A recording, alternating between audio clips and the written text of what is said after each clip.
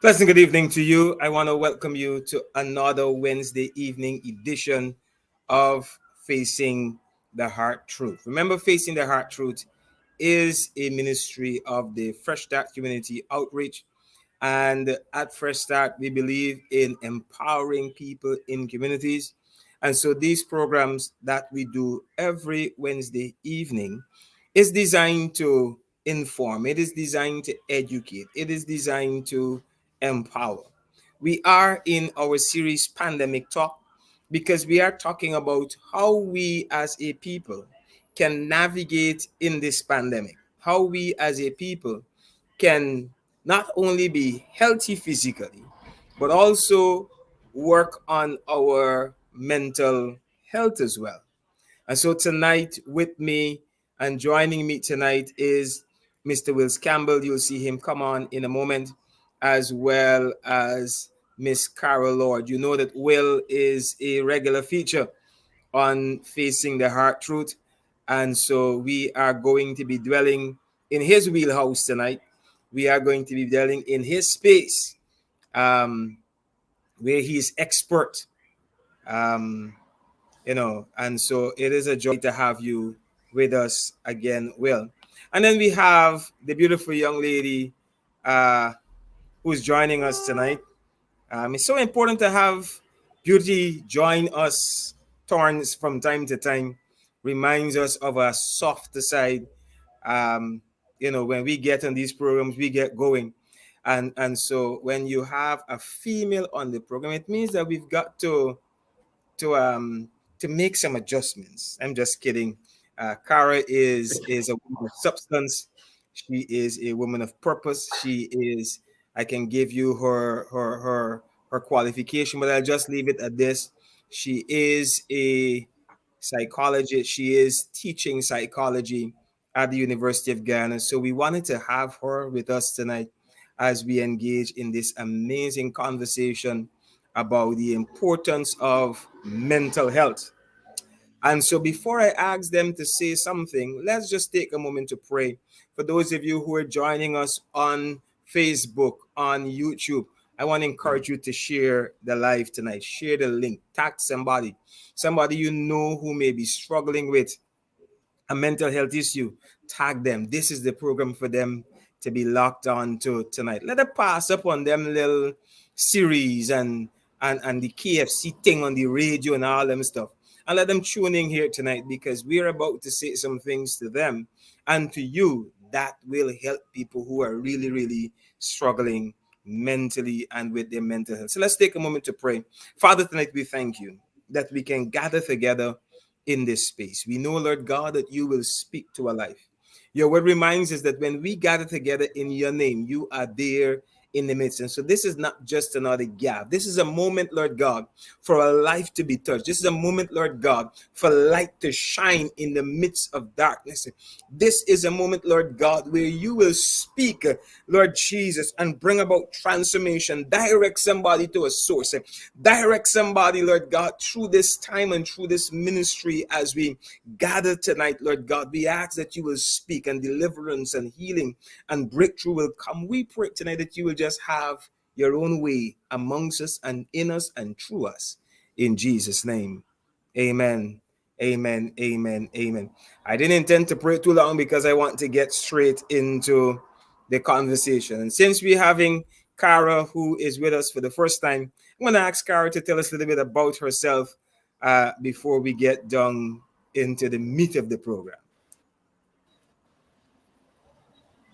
Sure. Thank you so much, the Right Reverend Dr. Neilford Chase. Thank you so much for having me, and good evening to my colleagues. Good evening to everyone who is watching right now. And I just want to put it out there in the atmosphere as well as Reverend Doctor did, just to say, I trust that other people will join us as well, because I believe that this is certainly a forum where we're able to reach people and help people in our own little ways by contributing to their lives and talking about some of the issues that we know affect them.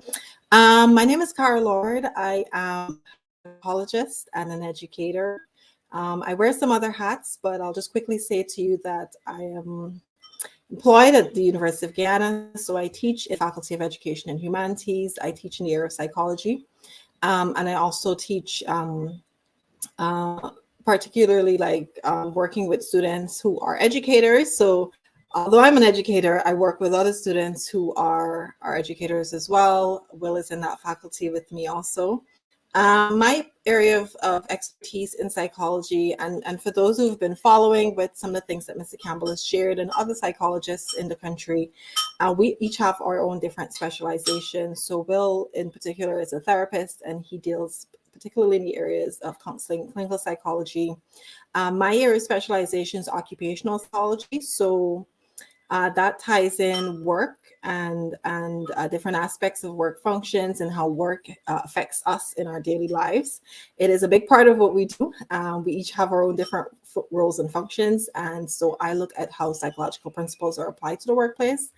I try to help people in and through workplace. So I do some consultancy work as well with organizations to help develop their human resources and their personnel capacity, and to develop those organizations in terms of their structures and those kinds of things. So there are a lot of things that I can say, as you mentioned, that you could probably as well. But I think that that's a good summary and a good place to stop for now, except to say thanks for having me on the show, particularly usually when we have sessions through one of the organizations that myself and Mr. Campbell are a part of, which is the Ghana Association for Professional Psychologists. We usually have Will on the program, and will usually be the thorn amongst the roses. So it is quite interesting for me to be on this program, because then I get to be kind of in Will's shoe, where we usually have our women on the panel, and then we're happy to have a male psychologist there to give us that perspective. So I was very happy when I got the invite and they said, "Oh, we're going to talk about some issues, and particularly I'm talking about issues that deal with men's mental health, not just generally the importance of mental health." I thought, yeah, okay, a female is invited to this, and so I'm happy to be a part of the discourse. Thanks. Yes, yes, it is so important to have you as part of this team. In the background, while we were preparing, I said to one of our producers, I've said, here's the challenge. We've been on this program for more than 5 months, I believe. And one of the things that we've not had a lot of females come on the program, because the intent was just to, intent originally was to speak to men. But as we grew, we recognized that we're not just only speaking to men, we're speaking to a cross section of people. So thank you for joining us tonight and making us, um, with all these gray beard and bald head, look beautiful next to you. Mr. Campbell is with us, and so I'm going to ask him to say a few words before we get down to business.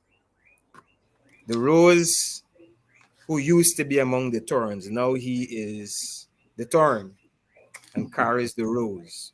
Good evening, Reverend Dr. Chase. Good evening, my colleague Cara. It's always a pleasure to see you. Um, we kind of we're always in the same virtual rooms. We don't get to see each other, and even though we work at the same place, and it's really a pleasure to see you, Cara. Good evening to all our viewers. I look forward to a really engaging discussion, and as usual, I can assure you that we all are going to learn this evening. And so I don't want to hold this up anymore. I don't want to hold this up much longer. I'm just going to give way to the discussion. I'm going to step aside so that we can get this ball rolling. Excellent. So let's get going. We are in the ring, the real ring, dealing with real issues, not political issues. Uh, and so let's begin. Let's begin. Let's begin. And I want to um, open just by giving you a prelude to some of the things that we've been seeing in society, and then to ask your opinion on how do we begin to address the mental health challenges that people are facing in our society.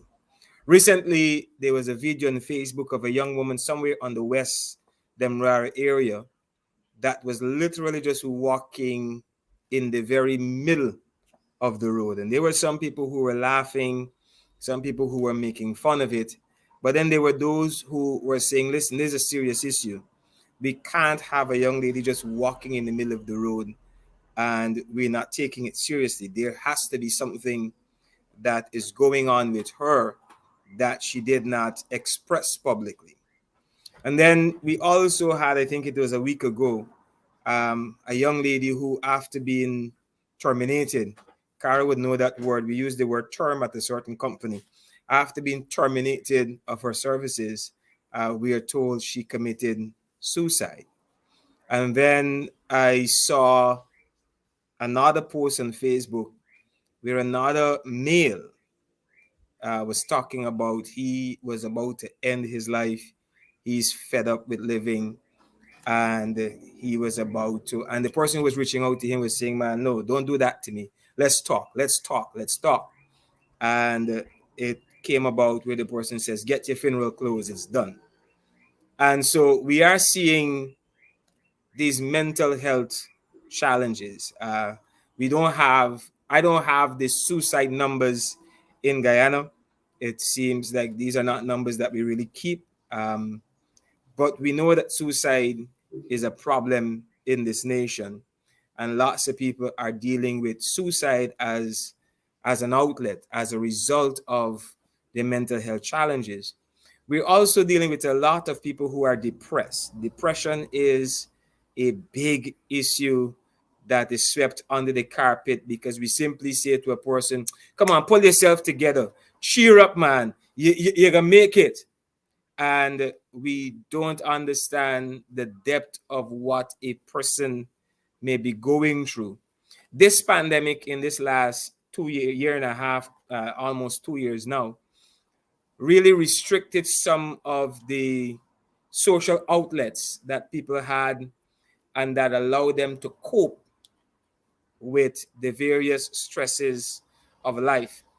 The restrictions on social activities have affected people. Lots of people are spending more time at home than they used to. And that in itself is a stressful situation for both male and female. Um, a man, I think it was in Letem, I believe, who killed his wife, choked her to death. We read of the guy in Bartico who lured the mother of his children to the airport, and then he just went on a rampage. My question to for each of you tonight is, when it comes to this issue of mental health, first and foremost, what must we do to shine a light on how serious this issue is?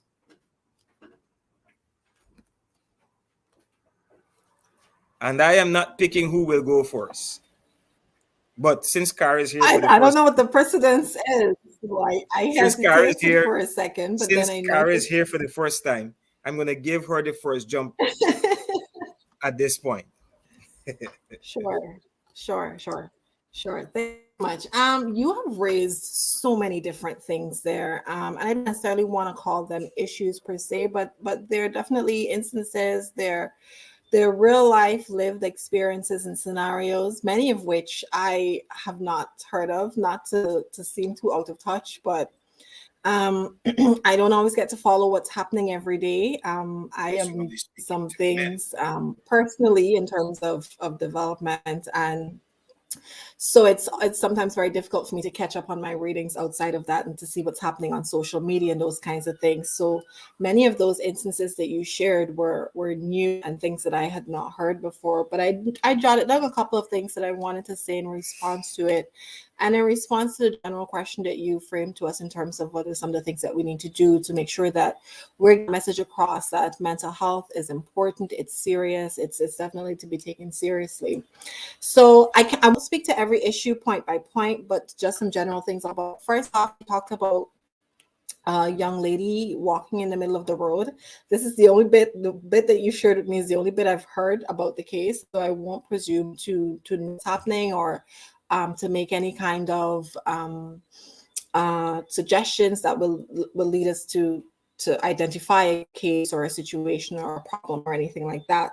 But what I want to say to the general public and those who are watching is that instances where we see people are behaving what we know to be out of the ordinary, or what we call in psychology abnormal, against the norm, those are all things that we need to be aware of and to take seriously. It's not difficult to spot when somebody's behaving outside of the norm.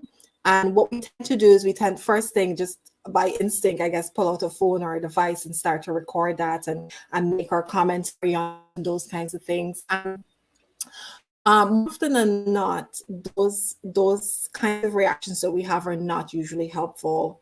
Not saying that it's not something that you might want to record, not saying that you're not going to get a lot of views on that, not saying that other people are not going to want to see what's there. But really and truly, when it comes down to it, it's not just a mental health issue. The issue that you raised is a personal safety issue. It's a public safety issue. It's about making sure that that person is out, that they're not doing harm to themselves and that they won't do harm to others as well. And those are some fundamental things that we don't realize, that mental health is also tied to personal health, to the more traditional senses of health that we see and that we're aware of and that we pay attention to and that we give a lot of light to and we take as a very big priority. So we tend to see it with, and I know we say it a lot of stigma that's attached to it. We tend to make judgments about people, about what they may be going through, what they may be dealing with, the conclusions. We may categorize them and say, oh, they got this kind of problems, and those are the things that they're dealing with. And that kind of narrative, as I said, is not usually helpful. What's helpful is, for example, in a case where you talked about online, somebody was reaching out and indicating that they had these desires, these thoughts and feelings about ending his or her life. I think you pointed out it was a male figure.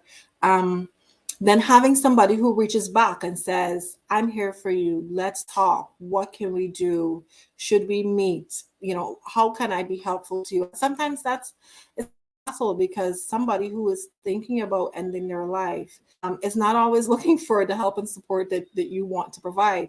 But I tend to find that when there is some kind of indication of it, when they're bold enough to say, this is something I'm thinking about, or say their goodbyes, or leaving lines that we're aware of, that to these farewell sympathies and connotations, then that is somebody who can be helped. That is somebody who is signaling and indicating that they want help.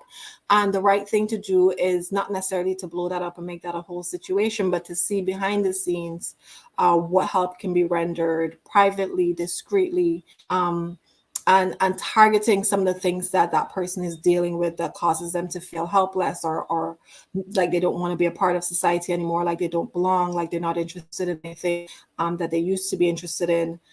Sometimes I find tends to happen is that we tend to deal with very traumatic things, and sometimes it's a one-off big trauma, and sometimes it is a prolonged, extended period of chronic trauma, things that are happening to us even from our childhood or even into adolescence, and things that continue to affect us, they're not dealt with. And so some things are a little bit deep-rooted, more rooted than others. And I'm saying that to say that when you reach out to somebody, you can't expect that they're just automatically, you're just going to have one conversation with them and they're going to be perfect and everything is going to be all right. I also can't expect that conversation, even a series of conversations, is what they're going to need to help them in that scenario. And I'm going to let Will jump in because I know there are things he wants to say, but there are two other quick things that I want to say. One, I was part of a really good session that was held recently during this month, the month of October, talking about pregnancy and infant loss. It's something that we're making, we're doing a lot of awareness on during this month.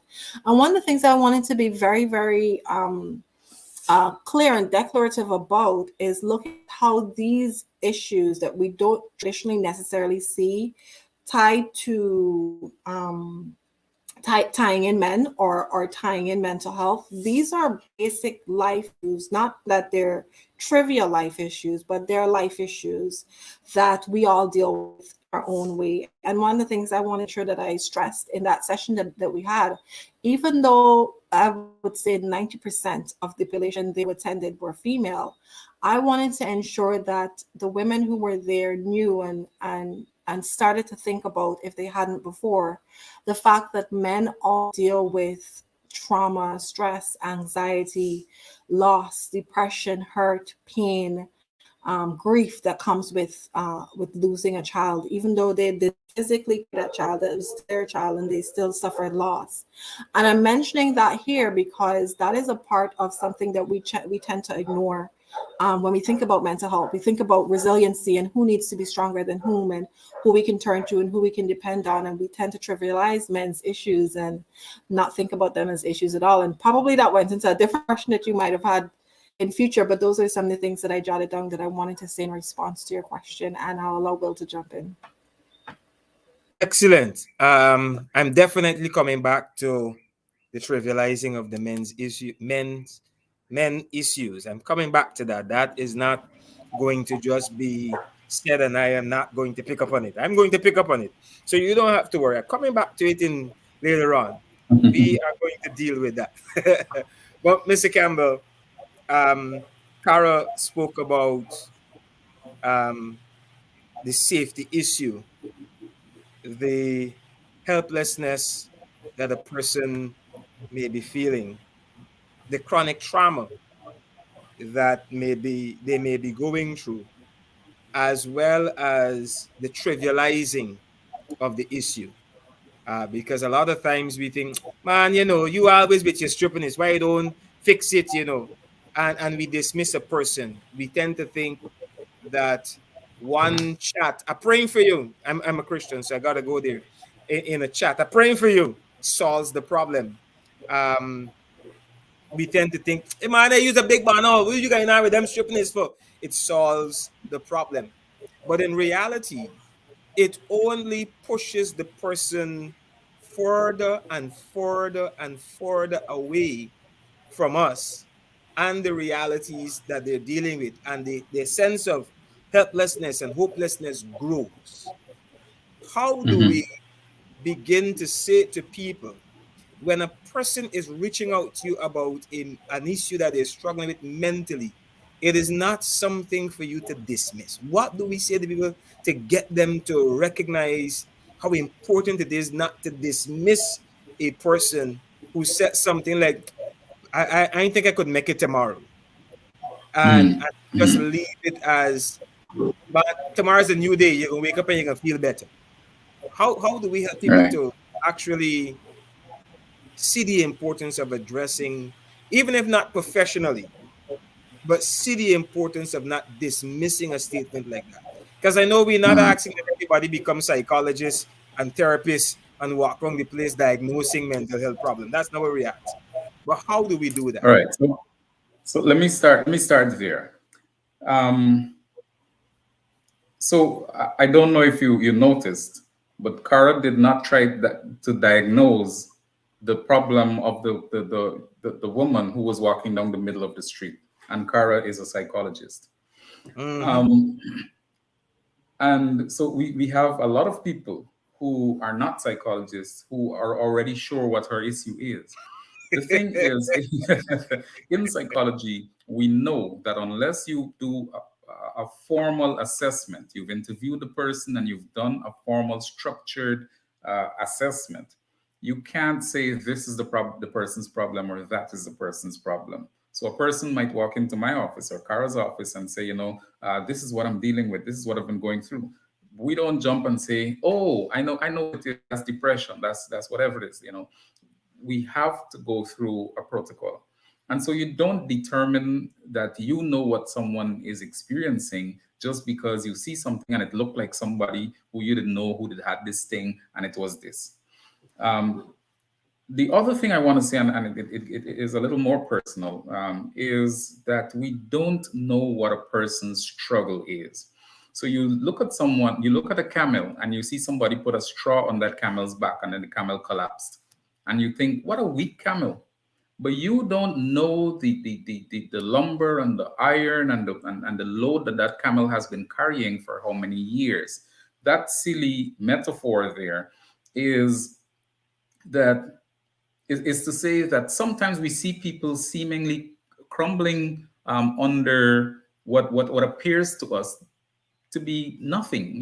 This little thing you're crying over, but you don't know the years and the intensity of the struggle that that person has been enduring for a long time. And so when you see people in their struggle, refrain from making judgments, refrain from making trivial comments, refrain from labeling them, because not only are they unhelpful, they are in fact harmful. And so if I'm struggling, and then the people who see my struggle are adding to that by saying negative things about me, you're just making it worse. And if I am in a position where I feel hopeless and helpless, and I feel like maybe the best way out is to check out, and then you come and you say, man, you is some weakling body, this little stupidness, that how does that help me to get stronger? And so we have to be careful about, one, commenting and labeling, and two, trivializing, because you do not know a person's struggle. Trauma is subjective. And so I use my wife and myself as examples. Now, my wife she always says that injections don't hurt. I can't understand. I can't understand, because we can take the same injection, I can be in pain, and she's like, that didn't hurt. And so I embarrassed myself in public um, to say that what might be, two people might go through the same experience and perceive it completely differently. And so we can't decide that we can't decide that because it's not painful for me, it shouldn't be painful for you. All of us have our own experiences, and we need to allow people to feel safe and to feel comfortable experiencing it their way. I could go on and on, because I mean, how can we get people to stop trivializing that? There's a lot that we can do. There's a lot that we need to talk about, but we don't have all the time. So we can touch on we'll introduce the conversation this evening. Excellent. So first up, stop trivializing my fear of vaccines. Please. When I see a needle, All right. it doesn't matter how fine. It looks like the hose the fire service does use. And I can completely relate to that. I have serious issues with needles. So please, we're saying this to the folks. Don't trivialize our experiences with needles. All right.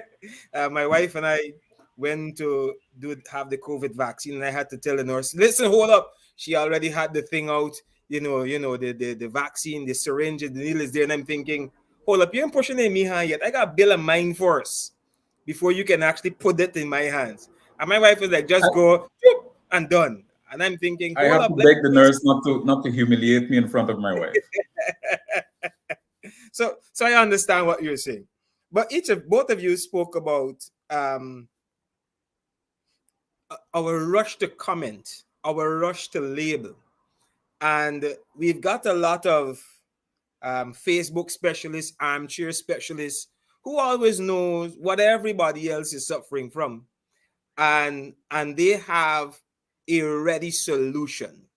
And like both of you have said, it actually trivializes the person's experiences, because you don't take the time to actually listen. You've already concluded what they're going through, and you have already decided this is going to be the next step.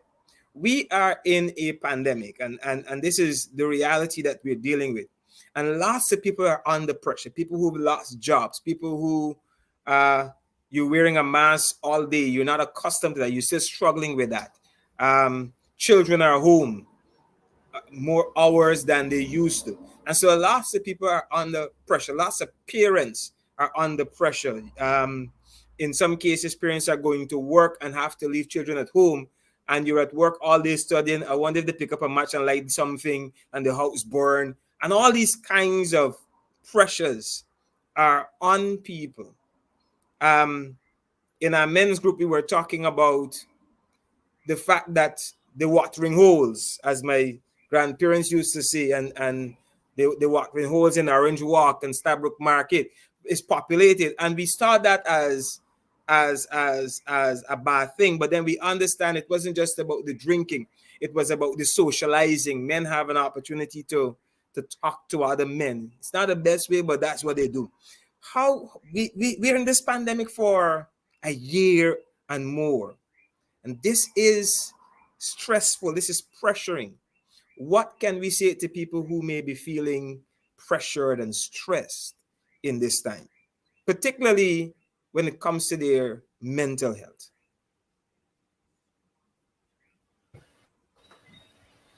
So, a couple of quick things that I'm going to say. I'm not going to go into the comments that the two of you have made on your fear of needles. We're not going to talk about those kinds of issues this evening, but I do like how we'll use that as in a storytelling way to say that everybody's experiences are different.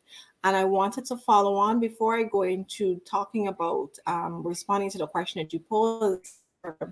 I wanted to say that there are a couple of ways that I think are really important for us to acknowledge. First of all, if we are going to stop labeling people and really try to start helping people, that does have to start with an individual decision. It does have to start from a place where you are thoughtful, where you can be compassionate, where you can see people as human beings, and treat them as you would like to be treated if you were in that kind of position, if you were in that position.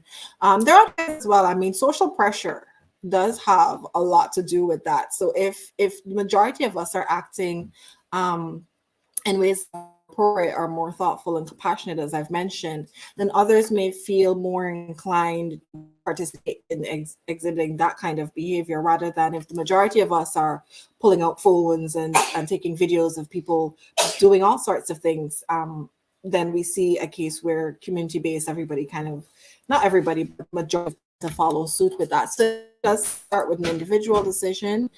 We don't have to wait on everybody to be in the same boat with us. We do need leaders who will push that proverbial train, truck, car, tractor, whatever have you, up the hill to getting to the place where we want to be, where we are really tackling mental matters, mental illnesses, and things such as stress and pressure.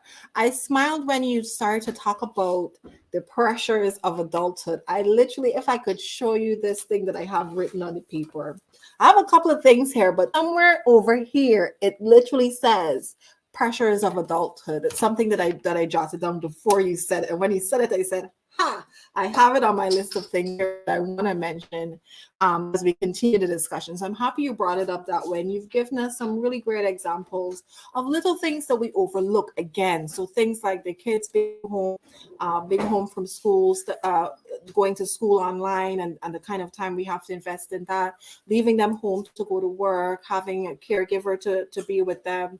Of course, things that we all deal with regardless of whether or not we're in a pandemic. So bills still got to be paid.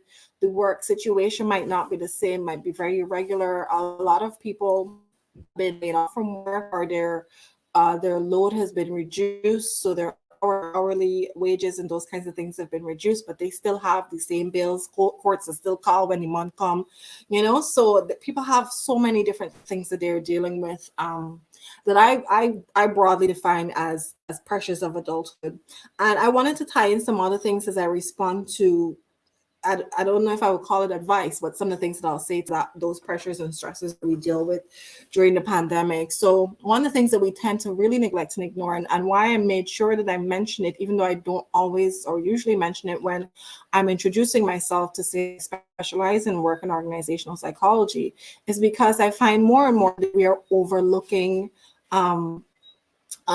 the implications and the impact of work on who we are, on how that defines us, on what we do with our regular day. If we think about it outside of pandemic time, where we literally spent hours commuting to work every day. And I'm just talking about, when I say outside of the pandemic time, I'm just talking about those who have the privilege of working from home. There's still people who are not working from home, who are doing what I'm describing in terms of waking up every morning, making tea, breakfast, lunch, packing bags, and those are things, looking after the kids, then traveling to work, then doing their shift, whether that's 8 hours, 10 hours, I don't know how long, and then spend time travel home. You might stop and pass by the market, pick up 2 things before you get home.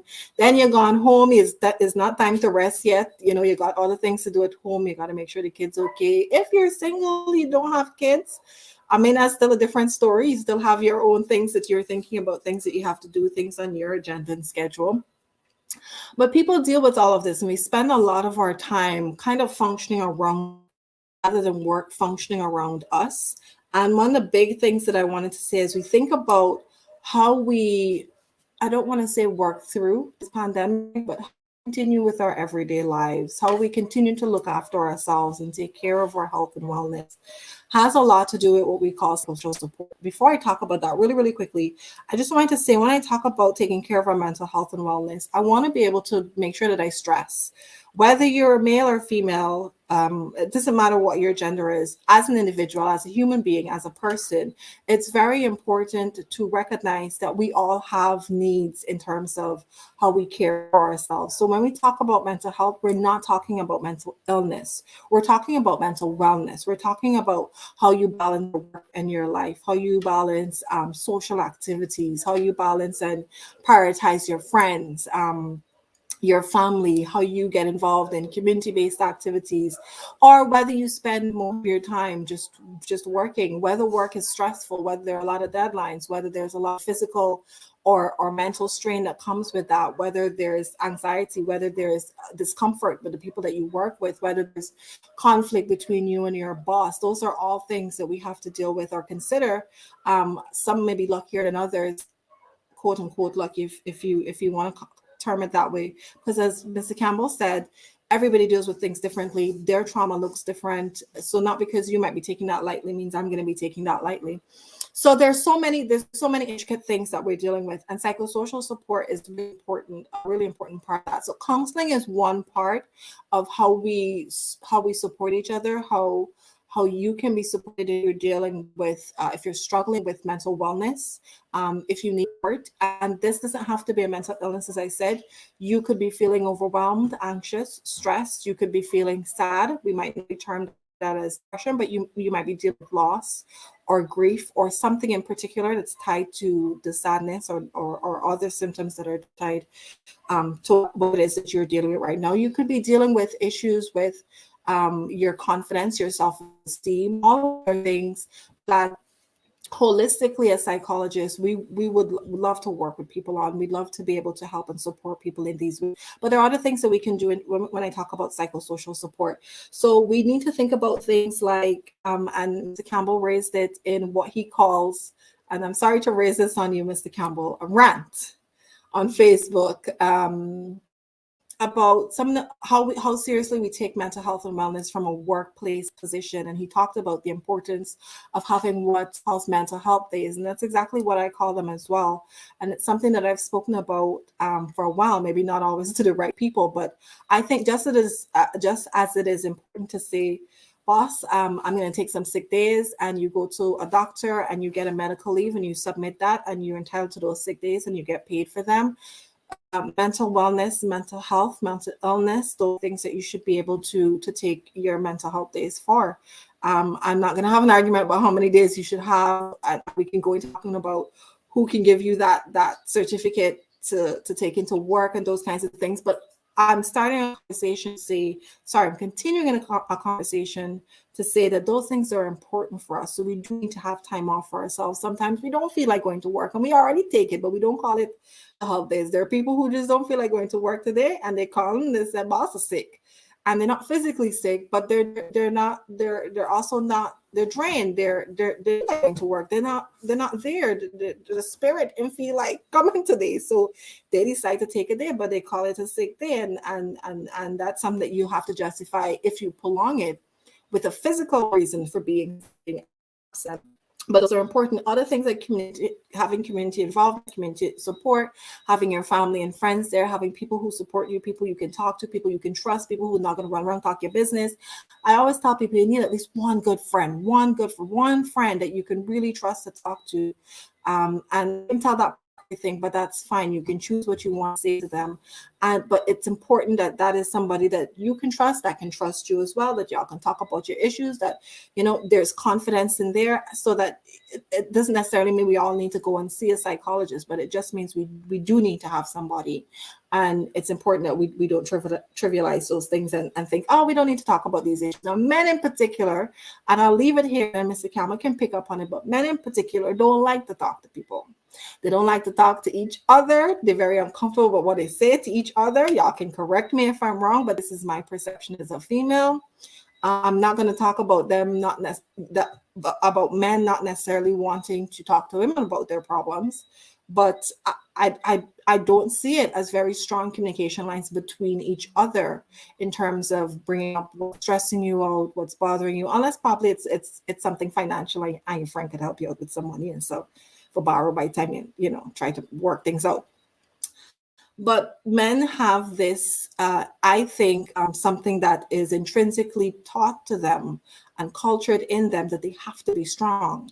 So if you need support and if you need counseling, and if you need to talk to your friend and cry with your friend, and I'm happy that some men have friends that they can cry with, but a lot of men don't have that level of comfort with anybody, including their spouses or their partners or whomever they have that are supposed to be the closest people in their lives. They don't have people that they think they can trust to say this to, and they feel like these things are going to come back up in their face, and people are going to bring it back up or talk with somebody about it, or it's just not issues that they should be dealing with. And so I'm happy that light and attention on specifically on men's issues, on men's mental health and wellness, because we expect men to be strong. And as a woman, we want you to be strong too, but we also not trying to kill you either. We also care. We're also very concerned. I know there are times when women will beg their spouse to talk to them, and they're not going to get, I guess, what they want, or they're hoping for, or the kind of opening that they're hoping to get. And some women probably abuse that as well.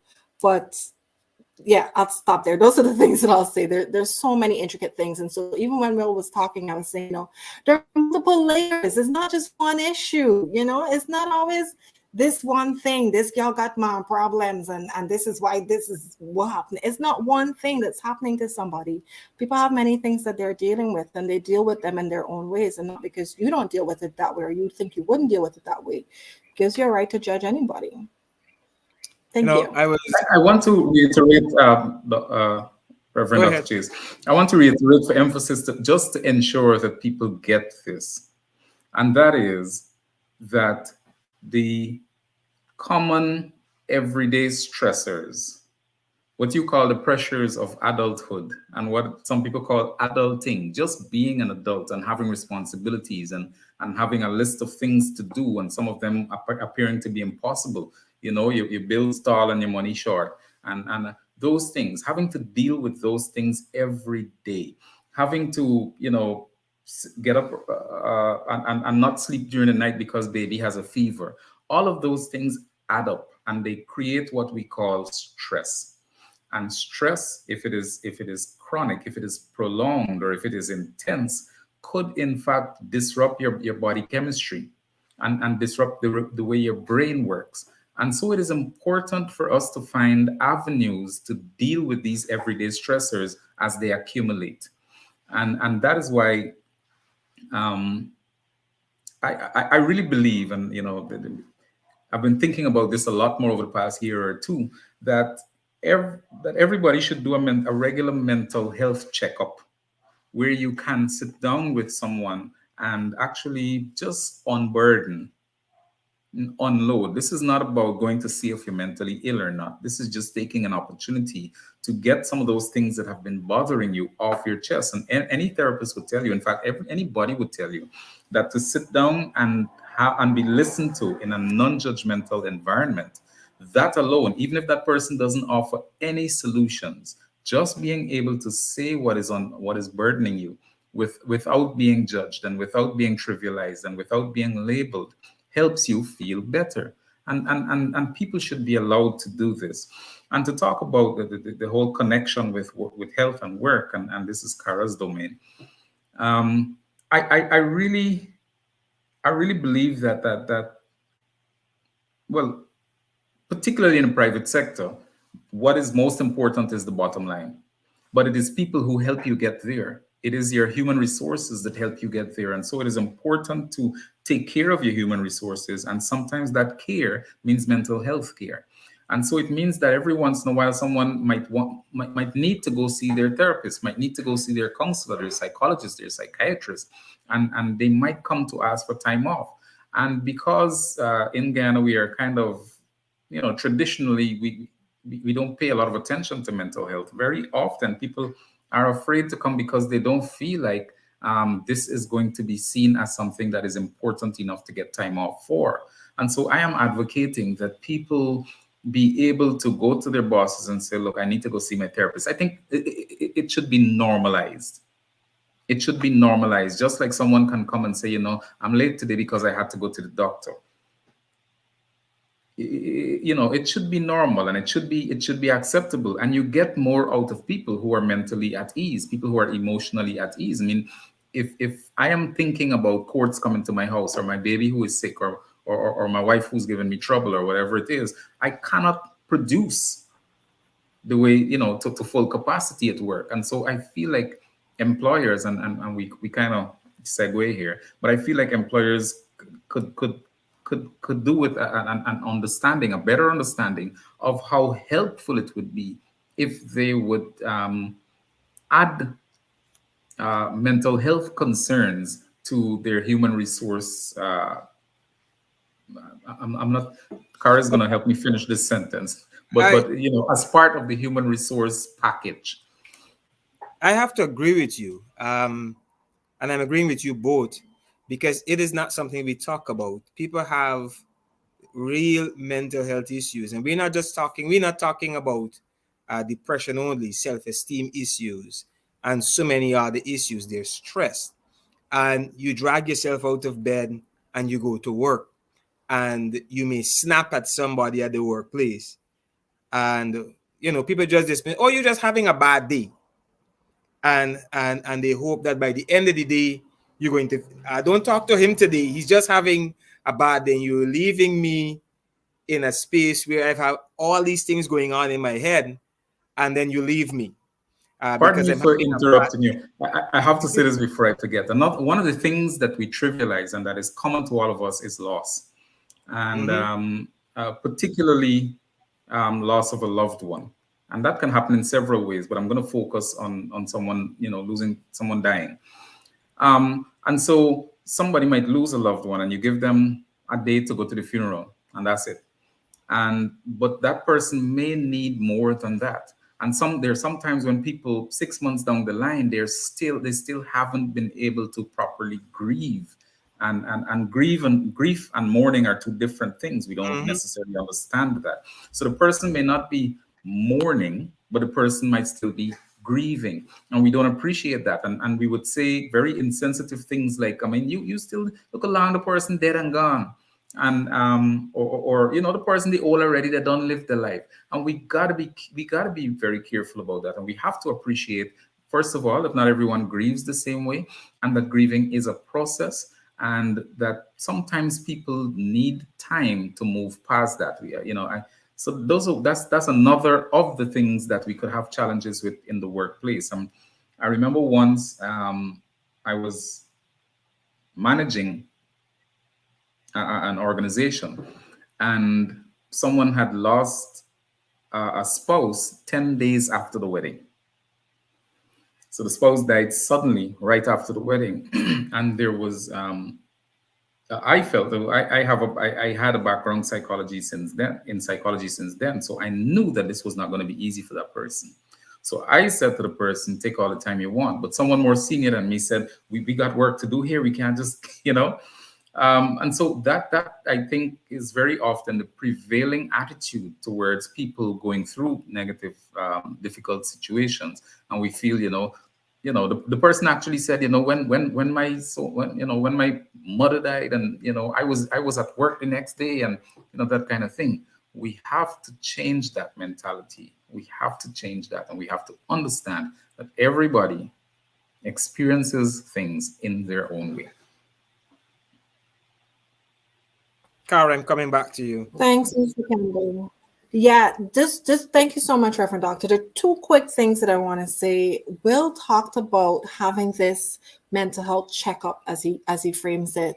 I really wanted to take the opportunity, as he mentioned it, to share As a psychologist, this is something that I have done. And the irony about it is that we only get to do it with other psychologists. So it's quite interesting because as a professional going to another profession saying, hi, let me have a session with you, is not always something that everybody's willing to do. But I had a colleague who was offering some free sessions at the time, and I said, I will take advantage of this. And I had not done it before, but I know psychologists will share with each other and they'll unburden themselves and those kinds of things. And sometimes, most times, to kind of consults and therapy based things, but this was for me. This was a session that was just for me. And so when Will shared that suggestion openly, I was going to say privately to you guys, I did this and this session was, and I stopped at was because I could not describe what that session, what it felt like, what the experience was, something very indescribable to me. And if this is the first time that you're meeting me or you're hearing from me, you know that is difficult to believe. I've said so much on the program already. I think I've taken up a lot of the talk time that the men should have on the program. So it's hard to believe that I would not be able to describe it. But I'll tell you what, I would like to think of myself as a contributing member of who functions on a daily basis. There's some days I get up and I don't feel like it, and I don't, if I don't really have to. And there's some days I barely pull myself through the day. Depends, day to day, right? But I'd like to think that I'm a good contributing member of society who has good capacity and good reasoning and those kinds of things. So I say that you will not normally categorize me, and we like to categorize people as somebody who has mental health issues or is unstable or unwell or is ill in that way. But I went to this session. I did not know what we would talk about. But it was really a time where I could talk about anything that I wanted to talk about. Things that I didn't normally get to talk about, things that I wouldn't normally say to people, because I knew this was a confidential session. Nobody else was going to this or anything like that. And we didn't have to talk about it again if that was something that I didn't want to do. So I took advantage of this session, and it was such a phenomenal time where I literally had to force myself not to cry in the session.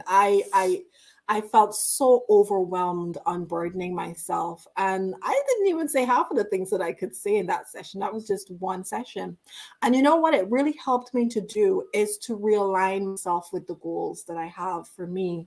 So it wasn't a session about what was stressing me out, what was bothering me, what I feel fatigued about, what my list of duties look like. And I literally have a list that I write down every week, and I have a day to day and what I'll do every day and those kinds of things. And I tick them off as I go along. The session wasn't about that. It was really about helping me to realign. And that was my plan from the start, but it went in that direction because that's what I spoke very strongly about. Just realigning myself with my goals I'd like to do and where I am in right now and how old I am and what I'd like to do by when. And, just talking around those things were really revelations for me. And I'm saying that to say that there are issues that we think are simple issues or life things that if we could trash them out outside of our brain, in person, or just hear ourselves saying things, then it helps us in our sense making process, in making sense of what we're doing and how we're doing it and what's important to us, what we want to prioritize, what we want to give more time to, whether we want to exercise, whether we want to eat better, whether we're doing all those things, why are we not happy, what else we need to be doing. These are simple things that we take for granted, but they're things that we need to address because they do affect us. They do affect how happy we are. They do affect how well we feel. They do affect our energy levels.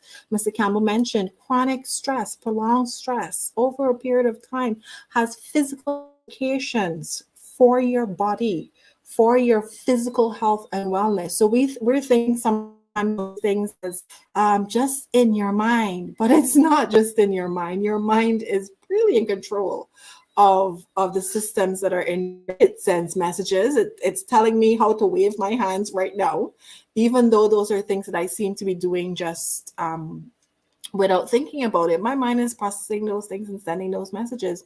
And so if your mind is not healthy, automatically that filters down to your body in a very physical way. And so that's something to really pay attention to. The other thing I wanted to say really quickly is finishing Will's sentiments about having things that are ingrained in our care packages for employees. Usually what companies will do is they'll say, well, you can get some insurance through us and we'll help you with that. So you get some life insurance or some health insurance or some dental. And we'll put together a pension plan for you. And so whenever you finish working for we and you retire and so, well, you're going to have the little bit of money there after that and we look after you in that way. But there's so much more that companies in Guyana in particular and in the region as well are still neglecting to do. And it's not to say that, because international companies are doing these things in different places means we can't, it's not about following suit. One of the things that a couple of years back, I think 2017 or 2018, was to look at the labor laws in Guyana. And I compared it with some of the labor laws in the US and in the UK in particular. And I looked at how the labor laws are structured in a way that seems to be more for the organization or for the company and for the benefit of the company rather than for the individual and for the human resource and the people who are working in the company. It did not compare really well to making sure that there was a prescriptive policy line which really took care of the employee themselves. If you look at labor laws in the UK and it might be something that people are interested in as they think about. So we talked about having mental health days off. These are realistic things that they're doing right now. In the UK, you're entitled to X amount of days per year as your mental health days. If you need more than that, you can apply for more than that. There's paid leave time. You have a certain amount and your job continues to work with you depending on whatever it is. They follow up with your therapist as well and those kinds of things to get progress reports and they're happy to support you in this way. And it is not just whether or not the company is happy. That is the legal entitlement of an employee. You can't fire an employee because they're mentally ill. You can't refuse to hire an employee because they have some mental illness. Once they can do the job, once they're qualified for the job, there's no reason for you to attach any stigma, discriminate against them, and not hire them. Or if you are contributing, organizations are stressing employees out, but if you're contributing to the daily stresses of what an individual is dealing with, and then this person is so overwhelmed that they have what we call, not necessarily psychologists, but we in Guyana call a nervous breakdown, or they run mad, or they're gone crazy, or they're not functioning normally anymore. You just decide, well, you can't work here anymore. We need to help each other. We need to help each other. And so one of the very, very easy things that companies can do is have an employee assistance program. Employee assistance programs work to ensure that employees have additional care that's tied to their mental health. And those could be activity-based, those could be based, those could be counseling based kinds of support that employees need and that they have access to as they need it. Whether or not they need it, it's there, it's available for those who need it in an equitable way. So those are very simple things that companies can say, we spend a little bit more, and you know how much more you can get out of somebody who sees that you care for them, somebody who recognizes that their workplace is taking the time to do these things for them. People are so appreciative of that. I am appreciative when I my place of work, showing caring in different ways, whether it's contributing to people who need it, whether it's doing training, capacity building, whether it's giving me money, funding to go to a conference so that I can share my psychological findings, or I can also engage in continuing education.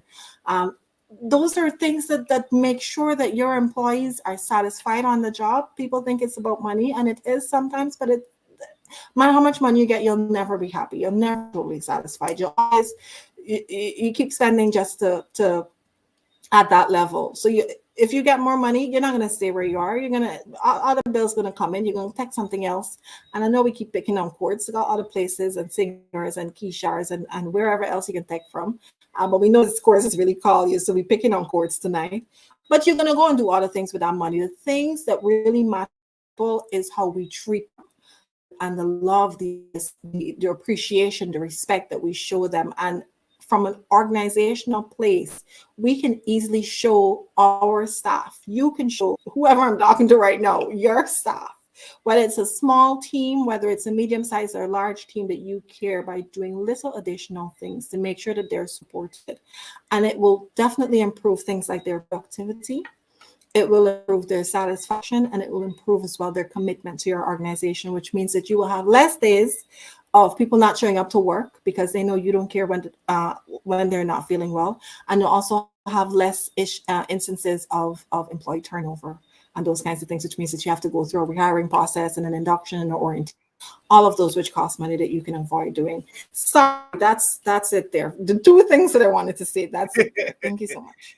Oh boy, this is great stuff. This is great stuff. And I know we're talking to the employers because we also understand the corporate responsibility as well. I remember I was working for a company, and one of the staff walked into the office, and she just rattled off for about an hour. And I'm sitting there at my desk listening to her rattle off. And then when she was finished, she said, "Thank you. You really helped me a whole lot." And at the back of my mind, I'm thinking, but I said nothing.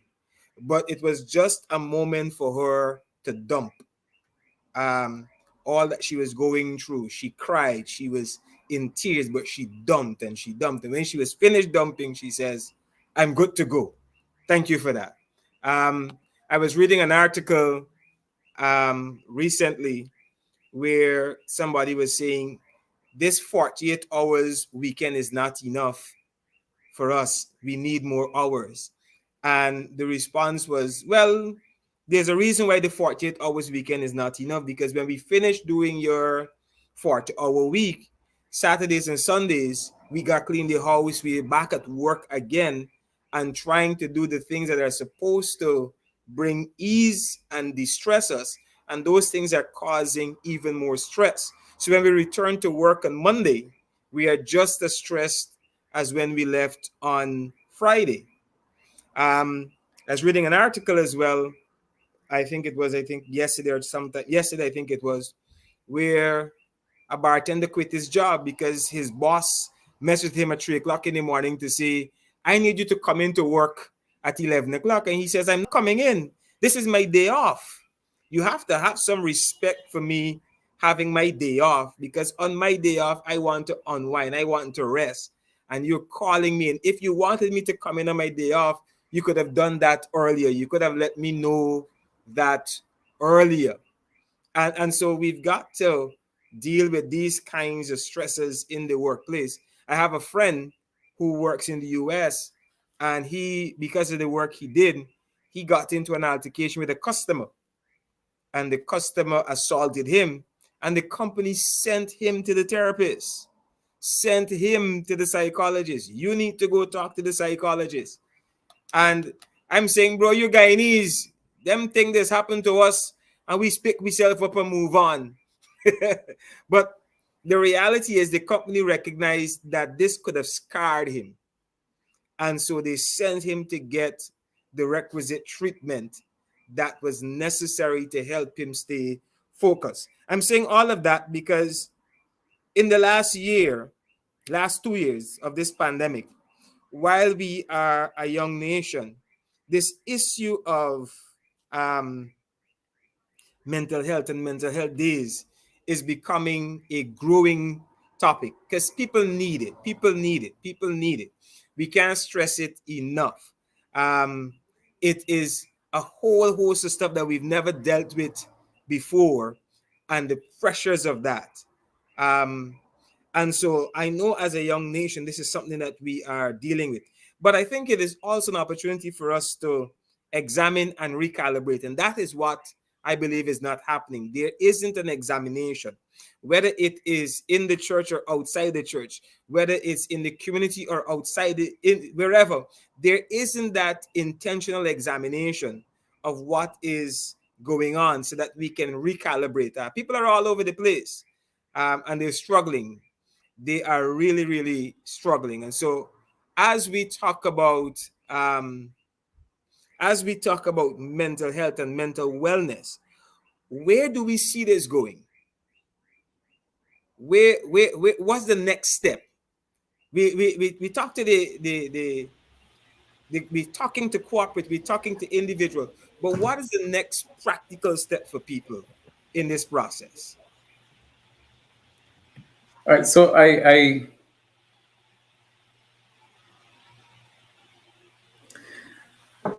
want to say that one area in which we are lacking as a nation is I'm not sure that we understand at the level of policy making the importance of mental wellness and mental health support. I am not sure that we understand that at a policy making level. There are things that happen at our jobs that are potentially traumatic. And there are some jobs where those things are inherent. For example, if I'm a firefighter, if I'm a police officer, if I'm a doctor or a nurse, I'm going to be confronted with the reality of death on a regular basis. And death is not something that the human brain was equipped to deal with. So it is going to be traumatic for me, but we don't take it seriously because people, they deal with it and then they come to work tomorrow and you think, oh, yeah, all right, he's strong, his shoulders, he back broad. Um, but it has left a mark. It has left some injury, some psycho-emotional injury, and so we don't put anything in place to take care of of those issues.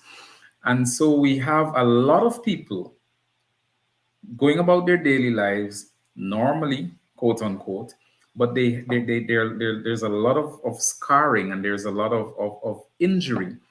And what I have noticed is that we have become as a people so much less compassionate. And it's hard to be compassionate when you yourself are injured and hurt and torn. And so I wonder sometimes, as a country, why are we so compassionate?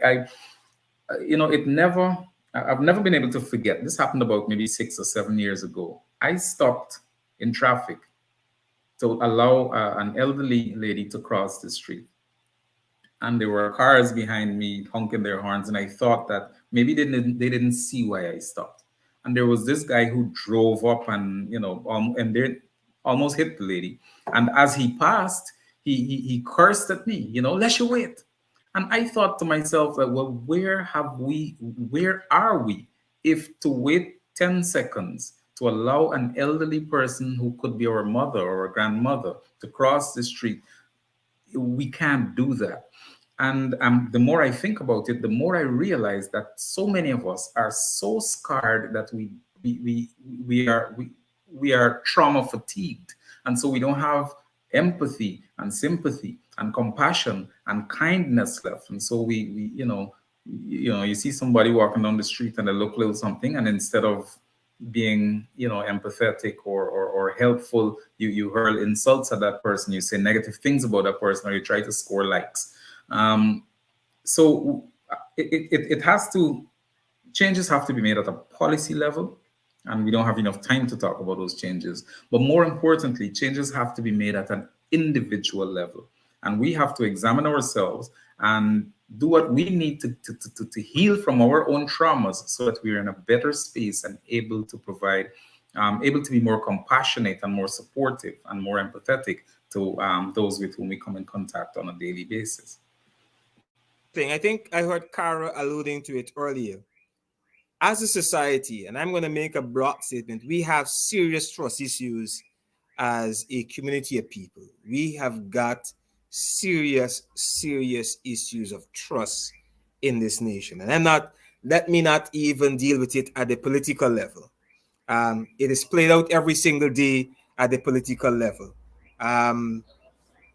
Even today, one minister said, oh, they're represented. And I know you got a trust issue when you are trying to pull wool over my eyes and you think you fix a problem when you create another one. And that's the issue of trust.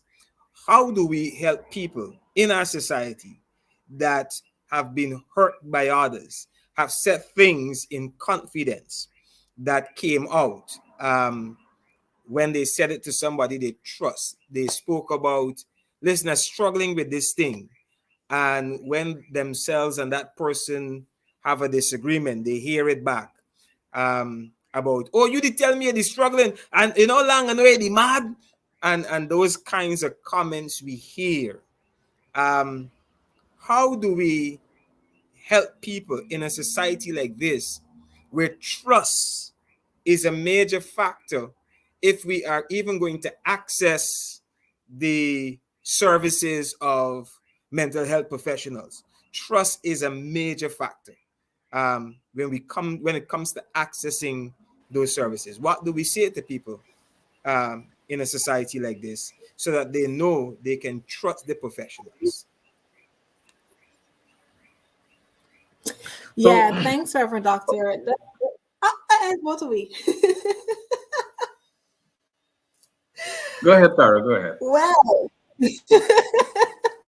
I will try not to be long, but I was looking at some things coming in the chat, and I wanted to say something really quickly before I respond to that question in my own way, and I'm sure Will has his recommend as well. Somebody talked about grieving, where loss is regarded, and I know Will talked about people having time off for grieving, for mourning, and those kinds of things. And something I forgot to say is that is an intermittent kind of thing. So sometimes we expect that, and I've worked in a couple of places, not many full time, because I don't like to be tied much. So University of Guyana is very fortunate, and I'm very fortunate as well. But what I find is that, some places, let's say it's a close family member, they say, okay, well, we give you 3 days for that. You get 3 days off, bereavement leave for that. And then if it's an extended family member, you get the day and you just the funeral, and then you come back to work as if nothing happened. But the thing is about it, even if we give somebody a week, 10 days, of leave right away at that time, that's not necessarily going to help that situation. It depends on the person. So, I mean, these are very practical things that organizations can think about. And I know I'm taking us back to this conversation. One, organizations can think about flexible work schedules. So whether or not you have a certain time that you need to be there, whether we can rotate the schedule, whether you can work from home some days, those kinds of things. And they can also think about how your leave might be intermittent. Your bereavement leave might be intermittent. So you might take a day, yes, to go to the funeral. You might take 2 days that you just want to take care of arrangements and those kind of things. But what happens next 2 months? When you feel it again, and and it comes back up, and you need to take that time. You can't go back to your boss and say, boss, I need a bereavement day. You can't. There's no room to do that. And so what I find that we are doing, even though we are psychologists, and there are a very limited amount of us here in Guyana who are trained professionals in psychology, we can do a lot to support people as psychologists. But my struggle with it is that we still continue to send people back out in systems that are flawed, that are weak, that are not built to give additional support to people as well. The other thing I want to say is I know that you are aware that are aware as well, there are multiple sources of support, places where you can get support, and some of it is free. So for example, the hospital has their mental health unit. They have psychologists and psychiatrists on staff who are there to diagnose and diagnose mental illnesses, and also to deal with whether you need counseling, whether that's a social issue or whether that's a prolonged chronic issue. They're there to support you, and that's a free that's available. We also have a very small handful of professionals who are trained, and they do private practice, and they offer therapy, they offer counseling support, they offer those same kinds of things like mental health checkups. Just if you want to do 1-2 days of a check-in, and you want to do that irregularly, even organizations want to do that for their employees, and that's maybe a every other year thing that they want to do. Those are things that are possible to do in a private way as well. Back to the instance of trust. The first thing I want to say is tied to our social relationships. I alluded to it before, and we didn't dive into it too much, but there are obvious cases and instances where I think we've all been victim of, where we probably, how to navigate this, we probably placed too much trust in advance, or we probably thought we could trust somebody, and it came back to bite us, and we regret ourselves. We gave this person too much information, and then it turns into a once bitten twice shy kind of scenario where we don't know who else to trust, we don't know who to turn to, we're not sure what will happen. And I'm saying that we've all been fallen prey to this, we've all been subject to it, because I've been as well. And so because of that, I am very selective about who I will talk to and what I will say to you. That's why I said, even when I went to that counseling session, I knew it was a confidential session. I knew the person was a professional. I knew there was no room of error where they were going to go tell anybody anything that I said. I knew that this was a professional at that level. But I still was very selective with what I said and how much information I'm also very selective about not talking other people's things. So sometimes somebody will ask me about a family member or a spouse or my kid or whoever, and I say, that's not my story to tell. If it's something about me that I feel comfortable telling you, then that's fine. But sometimes there's things outside of that I'm just not willing to share with you. And so we have to be very selective. And I'm not saying that in a way that means that we need to be closed off to people. I'm saying that in a way that we recognize that trust is something that we navigate with people. It's not just an automatic thing that we give. And I like to be in situations, I don't know how other people feel, but I like to be in situations where if I feel like I can trust you, you feel like you can trust me, so that there's some kind of mutual support that's happening there. And I find it works well. So if I'm going to tell you something very private about me, I expect you to be able to tell me something very private about you, so that I hold these secrets there too. And so we're sharing these, and we're navigating confidence. There's some people who are very principled in this way, and I respect those and I admire those people.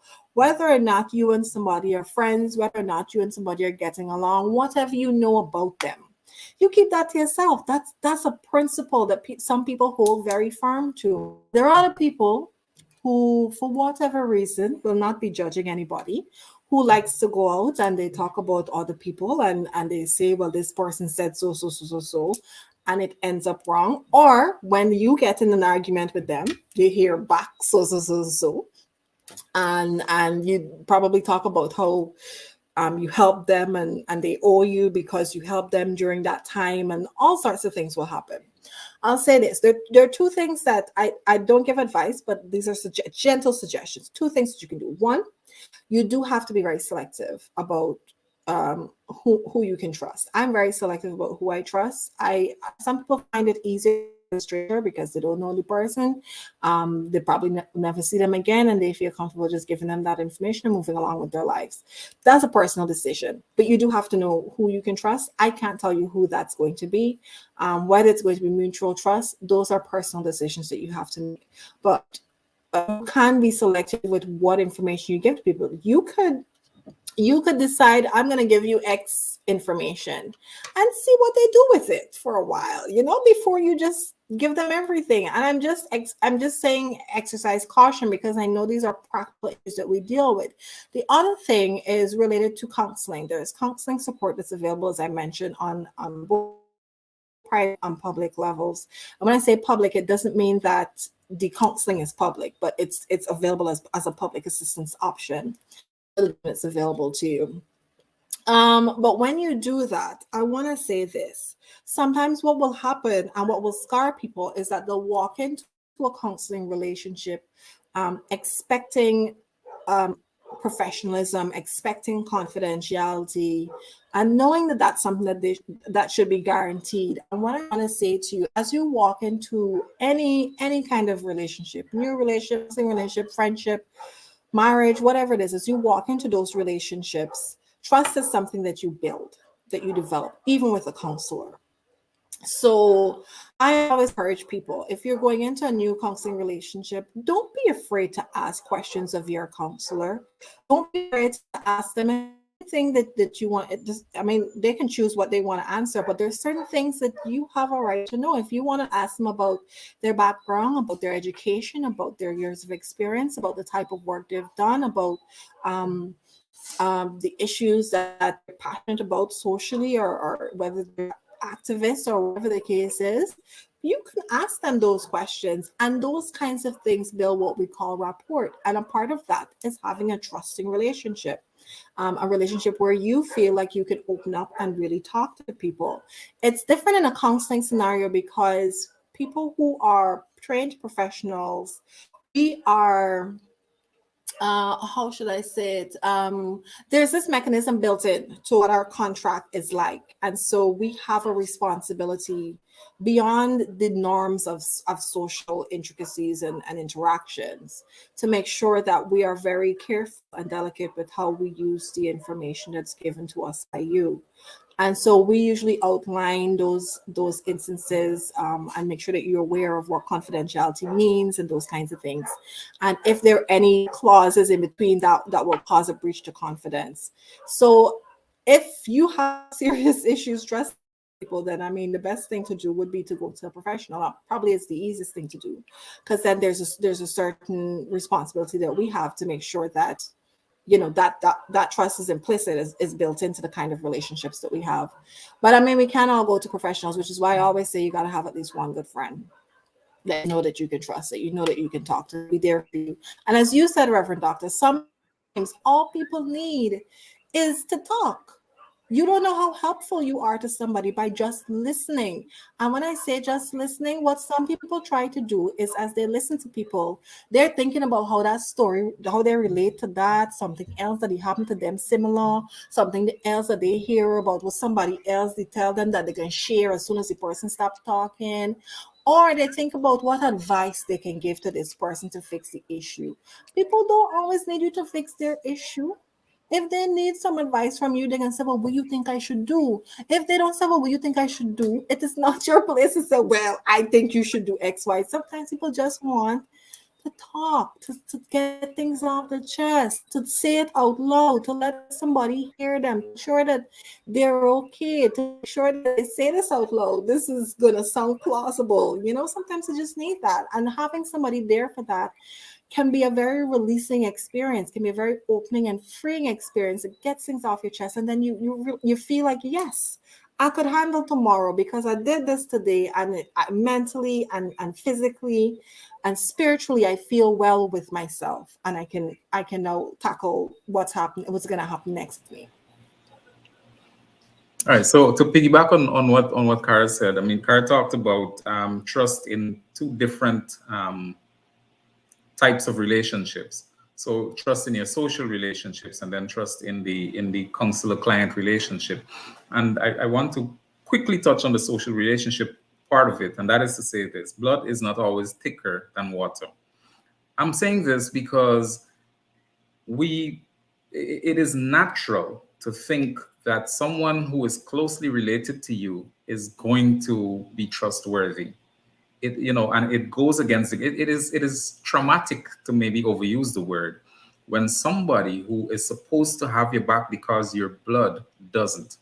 And I've often had to share with clients the reality that sometimes we have to choose our family, and sometimes we have to find new family. In other words, those things that you may have expected from the people who are your blood, they may not have it to give, but there are other people whom, and I'm Christian, so I got to say it this way, whom God has placed in your life to fill that gap. And so it is okay to depend on those people even more than you depend on your own family, if that is your situation. So so much for the trust in social interactions.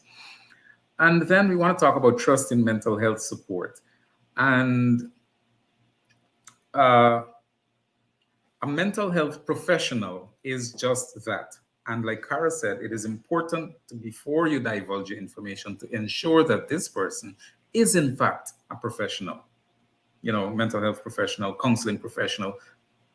Ask that person questions. And I encourage people who come to me to ask me questions. And one guy, he pretty much grilled me one day, are you married? Because it was a marital issue.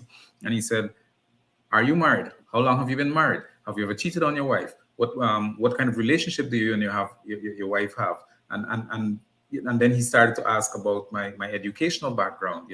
What qualifications do you have? Where do you study? How long have you been doing this? And he was a little apologetic at the end. He said, man, I'm sorry that I give you the third degree because, I'm really having difficulty trusting people. And I said, no, that you are supposed to do that. That is your right. And I'm supposed to answer those questions.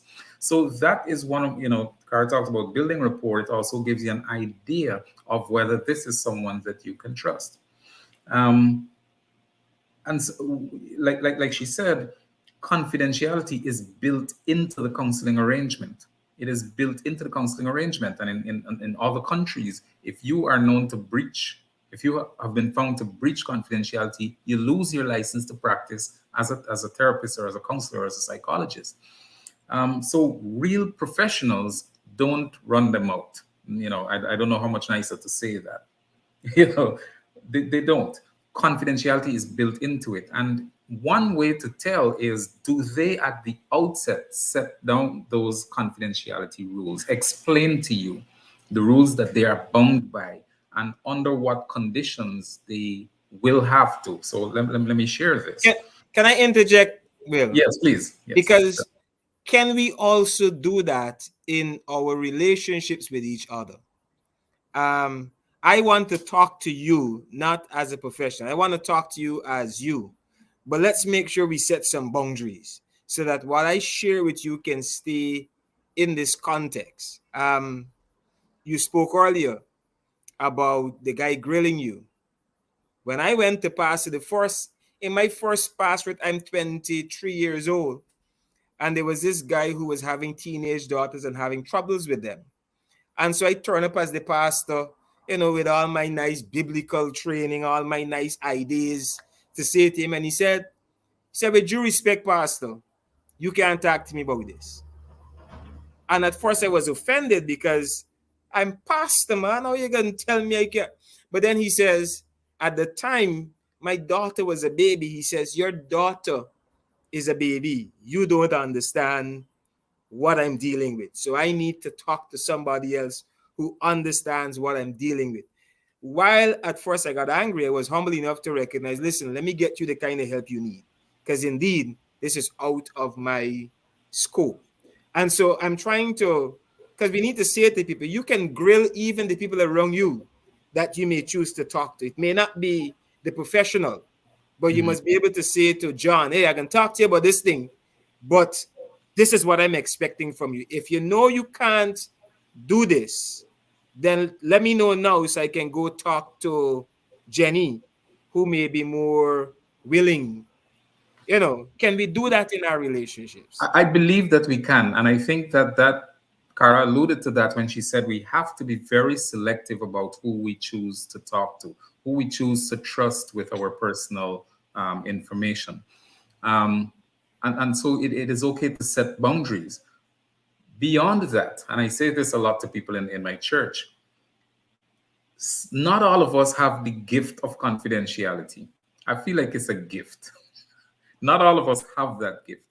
And I really believe that if somebody comes to you and you realize they're about to say something that requires confidentiality, and you know in your heart you don't know how to keep things in your chest, tell that person, listen, don't tell me, girl. Don't tell me why. Don't tell me that. Yeah, I wouldn't know what to do with that. And you also alluded to something that I think is very important. A counselor, a therapist, a professional who can be trusted will also be humble enough to say, this is outside of my scope. This is not something that I am equipped to deal with. So I like to think that I'm good at what I do, and I hope I don't come across as boastful there, but I like to think that I'm good at what I do. But there have been cases where what was presented to me was not something that I felt equipped to deal with in terms of my training. Like Cara said at the very beginning, there are different areas of counseling. And very often Cara would refer people to me because she said, my stuff is occupational, and this is a little too deep into mental health for me. So can you see this person? A professional, and pastors you have counseling built into your job. And I encourage pastors all the time. If you have not, there are some pastors who have degrees in counseling. Not all of them do.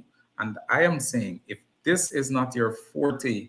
Be humble enough to refer. There is nothing wrong with that. There is nothing wrong with that. I went to a guy to get some work on my car, and he said, "Bro, I could do up to here, but for this rest here, you gotta carry it to an electrician." I remember once I was doing some work at my house, and the guy said, "Bro, the electrical work me and touching. So bring in an electrician to tie that stuff off, and then I'm going to do my work." The same thing should be done in the counseling experience. If you know that this is outside of your scope, be big enough, because humility is really being big. We think is making yourself small, but you got to be big to be humble.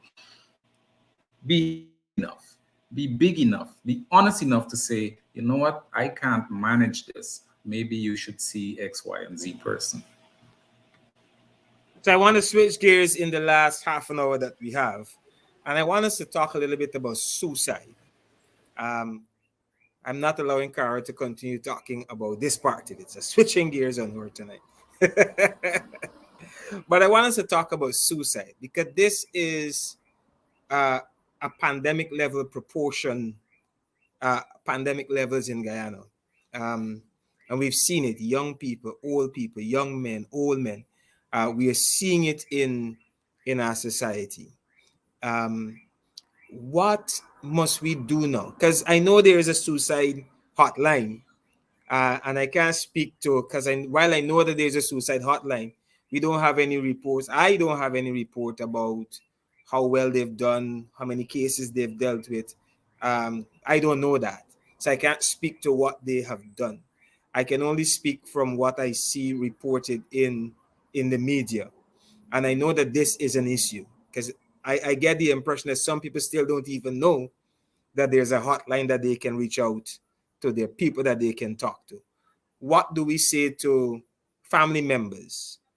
What do we say to friends when they begin to get those WhatsApp messages or those text messages that seems to be pointing to a person walking down a dark tunnel, and they don't yet know what to do? Those text messages says, "I'm tired of living. Life has been hard. I don't know what next to do."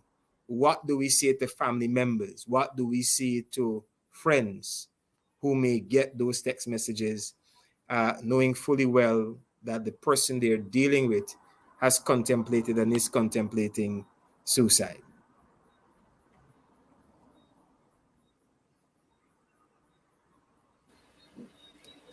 Oh, So I will say the bits of things that I can see, and I think what it will do is kind of set a base to the conversation, and then Will is more of an expert in tackling these kinds of matters, can talk about it a little bit more in depth if he'd like to, depending on how he responds to things that I say. So first off, I want to say that I think the suicide hotline is an excellent initiative. I know it's there. Persons have on different levels on social media, in their different work capacities, try to spread the word about it. They share the contact numbers so that you know that it's available. I, like you, Dr. Chase, I'm not in a position to report on how effective it's been, how many calls they've taken, whether that's translated directly into saving lives, but it's an excellent mechanism to have, because at least people know that there is a number you can call if there is a sense of hopelessness, if there is a sense of giving up. And and that's important. That's an important step. That's not the only thing that's necessary.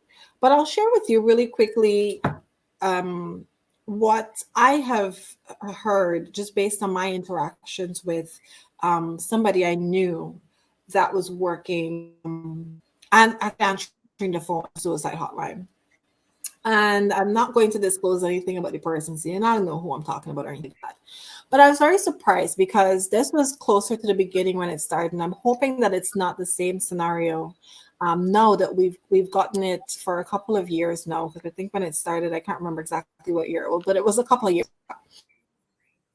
And when it started, this talked about not feeling well trained and prepared to work on the hotline, not really well prepared to take those calls. So it's excellent to have somebody who's there, but somebody who, I don't know if they had a script or if they just expected somebody to know what to say, but somebody who is actually on the phones but not feeling prepared is not a very good sign. The other thing is that this person had shared with me that what a lot of prank calls, so people just really making fun and using the number to call in and make jokes um, and laugh with them and those kinds of things. And they try to discard and they try to say, look, this is a line. This is for people who need help. You know, don't do that. But at the same time, they have to figure out, navigate how to be professional with people who are prank calling the suicide hotline. So I was a bit surprised, a bit taken back to hear that people were doing that, were calling the suicide hotline and joking off about things like mad people and mental health issues and those kinds of things. But I guess that's to be expected, given, you know, it's something that's very taboo, mental illness, and making sure that we take care of ourselves, and whether we need a counselor or a psychologist and those kinds of things are still taboo things to say. So even we kind of like everybody go to counsel, have a checkup, a mental health checkup, or whatever the case is. We talk about it very casually. There are lots of people across the length and breadth of Ghana, and even in the region to some extent, who feel like, you know, this is not necessary. It's not important at all. Even when you were sharing, Dr. Chase, in talking about your friend who was sent to the psychologist for support, that's something that we say to each other. You don't need support. It's fine. You're all right. You're going to be okay. And that's something that we say to people that may reach out to us directly, not necessarily always directly. There's not always a text message. There might be a status on WhatsApp or Facebook or Instagram or somewhere. There might be a video that they post on TikTok. And in it, there are hints of this person is dealing with something that they're not happy about, that they're overwhelmed by. We might notice changes in behavior. So usually we'd hear from this person regularly. When we try reaching out to them, we're not hearing from them. It's difficult to contact them. They're not making any effort to reach out to us. And so, you know, this is not normal behavior. We notice that, and we probably shrug it off like, oh, they're having a hard time today. As you talked about those work things, we think this person's having a hard time today. Let's just leave them alone and try again tomorrow. And so we kind of overlook those things, and we think, okay, well, people are dealing with their own things in their own way. That's fine to some extent. People are dealing with things in their own way. But this issue of depression and suicide has, and I'm not even touching on the issue of murder suicide in Ghana. I'm not touching on that. Don't know if you want to bring that up, but that's also an issue. But that's about in a whole hour as well, if we had a segment just on that in particular. But this whole issue tied to depression and suicide, as we mentioned at the beginning of this conversation, the beginning of this discourse that we're having, we recognize that people have their own thing they're dealing with, and it may be multiple things. It may be layers of things. It's not always just one thing. But having a suicide hotline, it's awesome. It's there. I believe it's still there. The numbers shared. Will has shared some of those numbers. I don't know if those persons who are viewing can see those live, but I'm sure that that's something that we can share live is great, excellent. So those are there. But what will happen then is that this is really just a rapid injection. So an on spot. If the thought crosses your mind, or if you're about to attempt it, call a number instead of doing that. There's something else that you can do. Call a friend, use one of the numbers, and there are people who are hopefully by now trained and well prepared. This is at the beginning. I'm assuming that at the beginning, rolling it out, they wanted to make sure they get a number, but they didn't focus so much on training. And I'm sure, not putting my neck on a block, but I'm fairly sure that by now they've done lots of training so that persons are willing to, not just willing to, but able to assist you. And that they also have perhaps persons who are social workers with those kinds of backgrounds, so that they know how to speak with somebody who's contemplating this kind of behavior. But apart from that, what we also need to be aware of as well is what happens after that phone call. So whether you're given assistance at that point, but then where does the assistance go? Call every night? Well, you could, but I mean, how much are you going to get into every night? I don't know. There are other mechanisms of support that are available there, and we need to continue to build on. That's why I talked about, yes, we have practitioners, but then the system that people are working in every day, the system that people are living in every day is not optimally conducive to make sure that they're well supported and that their needs are met and that they're taken care of and that we're treating each other as human beings with compassion and empathy and those kinds of things and love and support and those things, right? So the suicide hotline is there. It's great. But then apart from that as well, we also have counseling support. We also need community support. We also need, and community support is a range of things. So we talk about religious support, activity-based support, things that you can be involved in, interest-based activities and those kinds of things.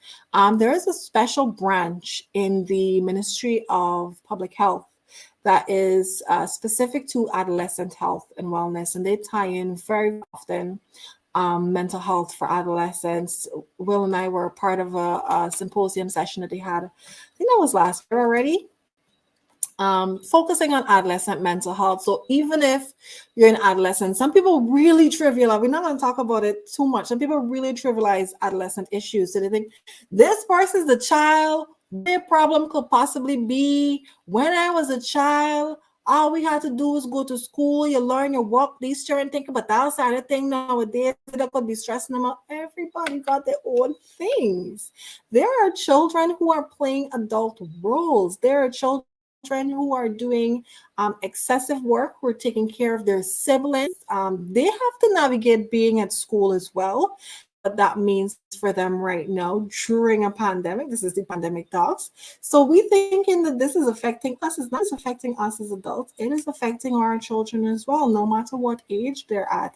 They have things that they deal with. My son is 6 years old, and sometimes he will say to me that being a child is hard. And I will say to him, boy, it will get harder, but I will teach you how to navigate that. But it's not really getting easier. You are in an excellent time of your life right now, but he doesn't see that. He sees having these rules, he sees having to listen to these people in authority, he sees not being able to do what he wants, he sees having to do school work and you got homework and you can't play a game all the time, and he sees that, and that's stressful to him. It's burdensome to him, and it shouldn't be stressful to us. And so we play down those things. We play down things that are important to people. And if we pay attention to the things that are important to people, we can be instrumental in taking care of, in helping to take care of them, in supporting them. Just listening to them and hearing the things that are important to them is very important. Adolescents have and are significantly affected. The numbers show it, the numbers represent they're significantly affected by issues of depression and suicide. And a part of that is, again, the way that we trivialize their issues, the way that we talk about them not needing to have issues, the way that we think the things that they want to do are crazy, and not being supportive and not being open, not giving them an ear, not listening to them, telling them what to do, just giving them advice, telling them what to do, and they have to do this. They're not individuals, they're not people, they're children. So they have to listen to what the adults say, they have to do what the adults say that they have to do. And yes, we're trying to protect them, but we have to be very, very mindful about how we treat people. We're still people.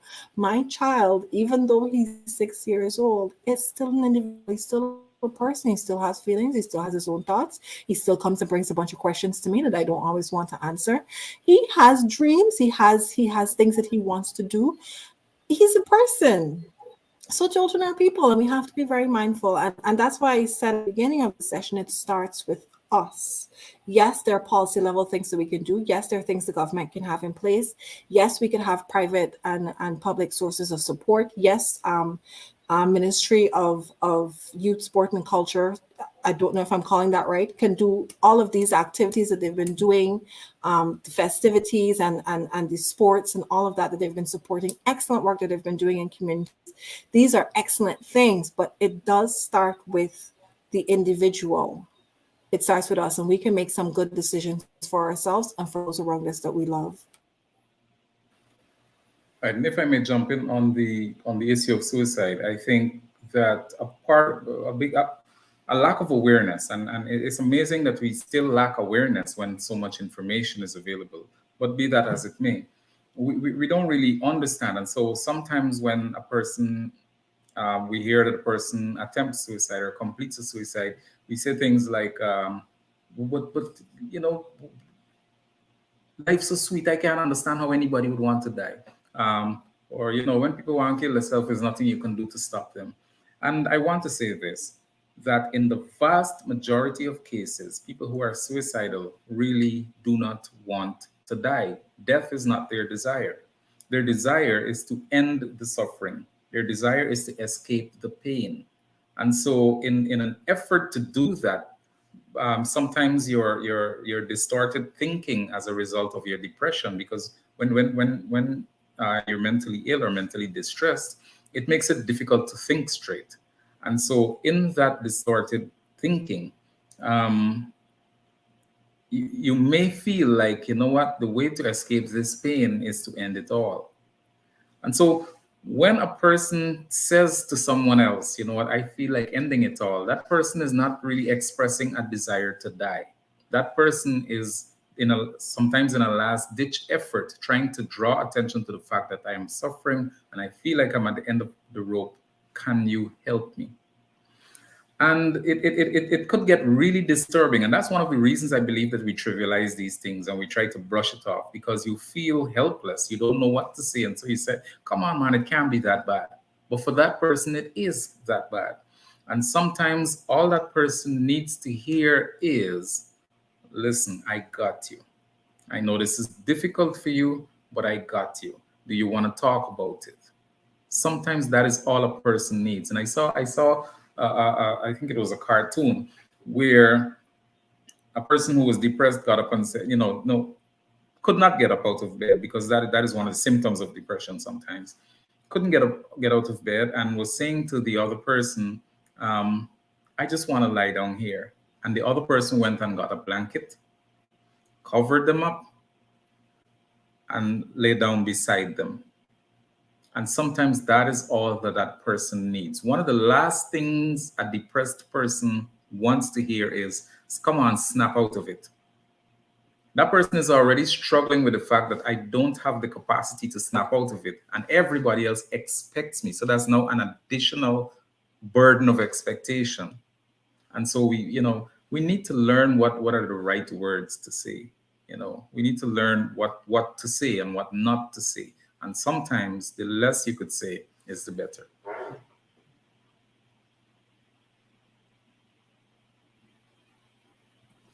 All right. So we've had so much we've shared tonight, and our time is almost up. We just have about 5 minutes to wrap up.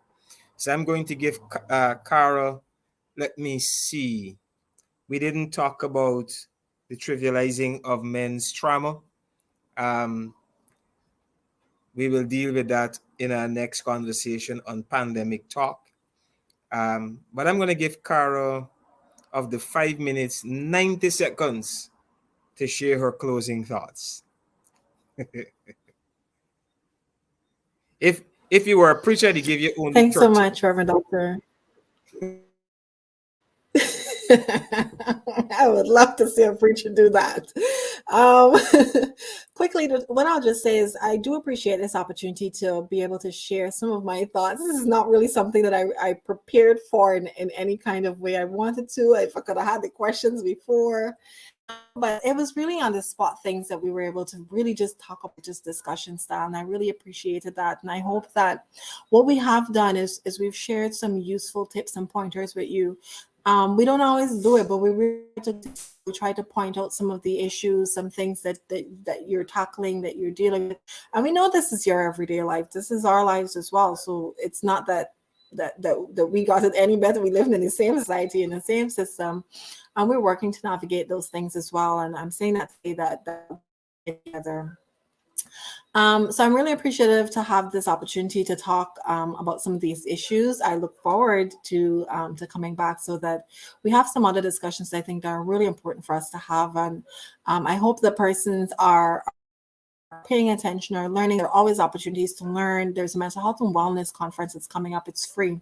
It's in Guyana. It's virtual and it's in person. And it's available to anyone who wants to learn about topical issues in mental health and wellness. And that learning, that response to making sure that you're aware of with you and what's going on with others around you and how you can be mindful of that is a very important part of making that individual decision for yourself um, to be a caring person, to be a good person, good individual who looks out for their wellness as well as those around them, that they love and that they can support and they have the ability to support. So thank you so much for having me, and I hope that I've been helpful in some way, and I look forward to any other discussions we'll have in the future. Thank you so much, Carol. You did better than the preachers I usually give 30 seconds to. So I want to thank you, thank you, thank you. Because usually when I give preachers 30 seconds, I'm still here at 9 o'clock. Mr. Campbell. You know, I feel the need to make it clear that I am not a preacher, so that people know that you were not referring to me.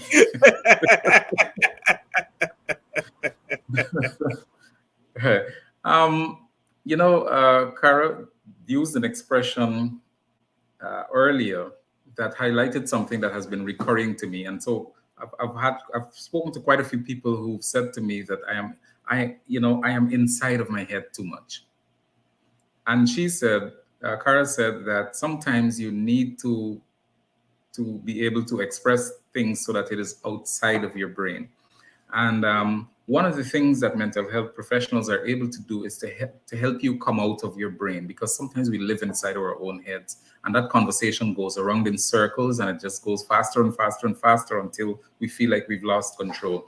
So it is important to be able to meet with a professional who can help us make sense of our experiences. Sometimes just hearing ourselves speak, sometimes hearing it outside of your head helps you make sense of it, and that is what mental health professionals do.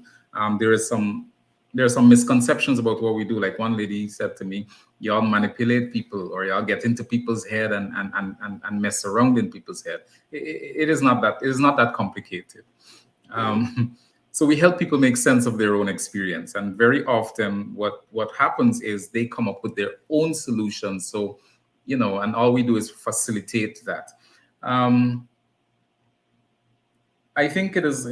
I want to also draw attention to the hotlines, the suicide hotlines, and those persons who are struggling with suicidal thoughts and suicidal ideas. Please make use of those hotlines, and get the help that you need. You do not have to suffer alone. If it is a case where you are unable to afford the fees of seeing a private counselor, you can see one that is provided by the government through the Ministry of Human Services and through the Ministry of Health and the Adolescent Health Unit, the Mental Health Unit. We have, we have more resources than we had 5 years ago, than we had 10 years ago, and it is getting better. Reach out and get some help. At the very least, reach out to somebody that you can trust and who will listen in a non-judgmental way. It's good. It's great to see you, Carl. Okay, so let me make sure I clarify. Mr. Campbell is not the pastor I was talking about, nor the preacher I was talking about. So let me just reaffirm that. He did well tonight, though, but when he's liming with preachers, it's a whole different thing. But listen, tonight we spend time talking about mental wellness, and we recognize that this is an issue that we have to address at every level. Remember that there is help available to you if you feel the need to talk. There is help available to you. The mental health department of the Ministry of Health is located in Kwame Street between Camp Street and Thomas Street. So if you know you need to talk to somebody in person, feel free to visit the mental health department. Feel free to reach out to one of our psychologists who are on the panel. You can find them. Just go on any social media and you can find them. Because they're there. And the reason they're utilizing that space is because they've made themselves available to you at every level. And so make sure you're reaching out to them.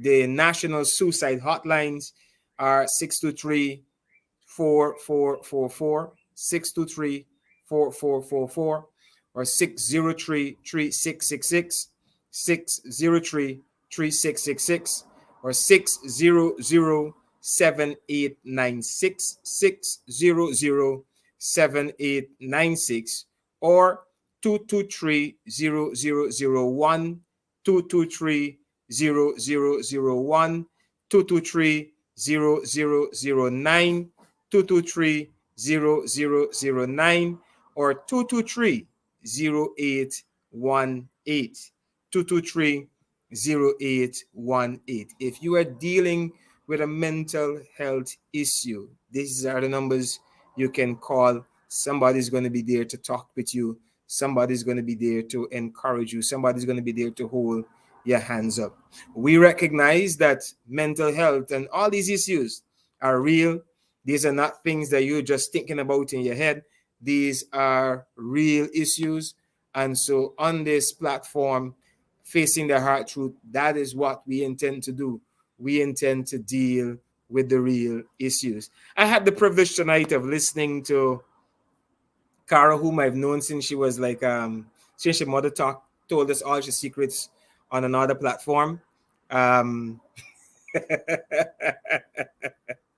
so I had the privilege of working with Cara, and Mr. Campbell, you have been a blessing to us, just as Cara has been over the years that I've known her, and it's been a few years. Well, I want to thank you both for being here with us tonight. It is a privilege when we get to share and use this platform to encourage and uplift the people around us.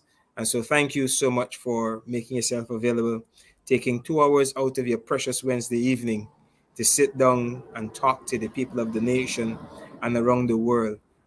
We did tonight, and as usual, we had people from Guyana, Canada, the US, Trinidad and Tobago, Barbados. They have all been locked into the conversation tonight. So you weren't just speaking to Guyanese home, you were also speaking to people in the diaspora. So thank you so much for sharing with us. I know that people have been blessed.